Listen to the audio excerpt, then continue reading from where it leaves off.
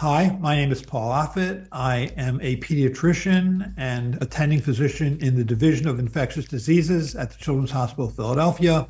I want to respond today to an interview that was done by Secretary of Health and Human Services Robert F. Kennedy Jr. with Sean Hannity on Fox News at a Steak and Shake, because there were a number of things that were said during that interview that were concerning. First, I want to start with the things that he said that I agree with. The avian flu, what do you think needs to be done? First of all, avian flu will never be eradicated. It is endemic in wild populations of birds, and so you'll never get rid of it. I agree. I think we will never get rid of the bird flu virus, the so-called H5N1 virus. It is like other strains of influenza or respiratory syncytial virus or rotavirus. These all share in common that they are short incubation period, mucosal infections.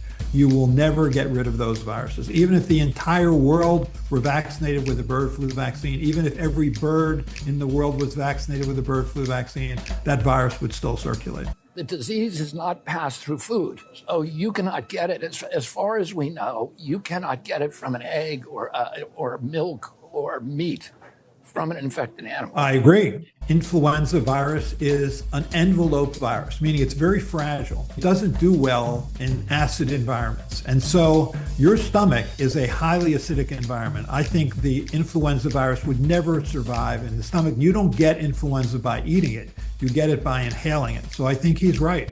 RFK Jr. says that science should be held to the highest standard, a gold standard. I agree. So let's go through some of the comments he made that really weren't held to that standard. Measles outbreaks every year. The vaccine itself wanes. It used to be when you and I were kids, everybody got measles. The measles gave you lifetime protection against measles infection. The vaccine doesn't do that. The vaccine is effective for some people for life, but many people, it wanes. I disagree. Vaccine-induced immunity is lifelong. The reason you know that is we eliminated measles from this country by the year 2000. Even though measles came into this country every year, it never spread because we had a high level of population immunity that lasts forever. And the reason is you don't need antibodies in your circulation. You don't. That does fade. He's right. Antibodies in circulation fade if that's what he meant by fading immunity. But you don't need antibodies in your circulation because it's a long incubation period, 10 days, 14 days, 21 days. That's plenty of time for these immune memory cells to become activated and make antibodies to even prevent you from having mild illness. That's why we eliminated this virus from this country in 2000. And the reason it's come back is because a critical percentage of people have chosen not to get vaccinated, not because, well, measles outbreaks occur every year. So what the hell? First of all, Governor Abbott was singing your praises. You going all in, you providing the vaccines. We're providing vaccines. We're providing vitamin A. You know, there are many studies, some showing 87% of effectiveness of vitamin A. To help. But against serious disease and death. So I generally disagree. And the reason is that although there are a couple studies in Africa showing that vitamin A can decrease mortality, can decrease severe disease. First of all, there's never been a study done in the United States to show that. And the reason is that in the United States, we're generally well-nourished and we're not vitamin A deficient. So it's unlikely to work here. But let's take it on its face that we'll do what is recommended by the World Health Organization, the American Academy of Pediatrics, and the National Foundation of Infectious Diseases, which is to take 200,000 international units per day for 2 consecutive days. What RFK Jr. is recommending is cod liver oil. In order to get enough vitamin A to meet that standard, you would have to take 45 teaspoons per day for 2 consecutive days. No one's doing that. So I think the worst case scenario is what's happening is people think, all right, I'll take vitamin A instead of getting a vaccine. They see it as a binary choice when it's not, because only the vaccine can prevent the disease. And the people who tended to die were people who had comorbidities and they were malnourished. Completely disagree. I lived through the 1991 Philadelphia measles epidemic when we had 1,400 cases and 9 deaths. Every one of those children who died was perfectly well nourished. Similarly, the 6-year-old little girl who died in West Texas was perfectly well nourished. The notion that only people who are malnourished get sick and die is just simply wrong. Measles virus is perfectly willing to infect and kill anyone. Anybody who wants a vaccine can get one, and we will make sure of that. And they can get it for free. Yes. Okay, but people wanted to create an image that you're against that. You're not. I'm a freedom of choice person. Yeah. We should have transparency. We should have informed choice. But if people don't want it, the government shouldn't force them to do it. I think that if you cut your foot on a rusty nail and you go to the doctor and the doctor offers you a tetanus vaccine and you say no thanks, and you get tetanus, no one's going to catch tetanus from you. Not a contagious disease. But measles is. It's the most contagious infectious disease. So when you say it's your choice, what you're really saying is it's your choice to catch and transmit a potentially fatal infection. What's worse is he's saying that right in the midst of an outbreak in West Texas that's already killed 2 people, including one 6-year-old child. Is that your right?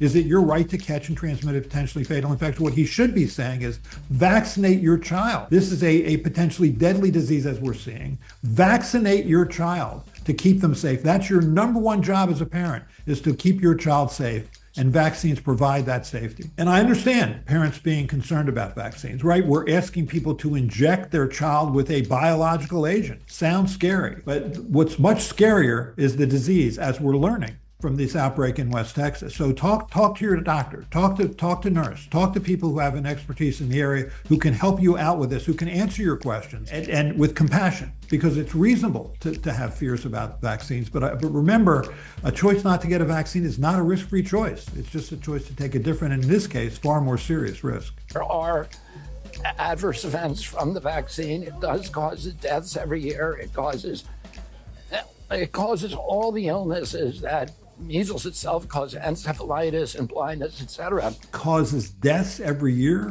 What is he talking about? I know of no such cases like that. And while it's true that live attenuated viral vaccines can, in some ways, mimic the symptoms and signs of the natural disease, where you see that with measles is you can see 10 to 14 days later a light measles rash that disappears with or without low-grade fever. And that's pretty much it. So I don't know what he's talking about other than to scare people about measles vaccine in an epidemic situation where the virus is spreading like wildfire throughout West Texas and now into New Mexico and Oklahoma. And what we need to do is give them the best information and encourage them to vaccinate. The vaccine does stop the spread of the disease. I want everyone to just hear. You said encourage them to. Yeah. But that frustrates me because I listen to people talk about you and they don't tell the truth. Right. And that bothers me. I don't like when people don't tell the truth. Sean, I agree with you. I don't like it when people don't tell the truth either. And I really liked it when RFK Jr. on that second day that he was commenting on this outbreak in West Texas said community immunity is important, that you need to protect your neighbor, that there are some people who can't be vaccinated, who depend on you to protect them. I completely agree with that. But then, unfortunately, RFK Jr. undid that by saying things like the measles vaccine kills people every year. The measles vaccine causes encephalitis and blindness and deafness. That's not the truth. To stick to the truth, go out into West Texas and say what you need to say, which is that we need to vaccinate our children to keep them safe. It's so hard to watch this virus spread and do so much harm when it's preventable. There's so much in medicine we don't know. There's so much we can't do. This we know, this we can do, and we should do it.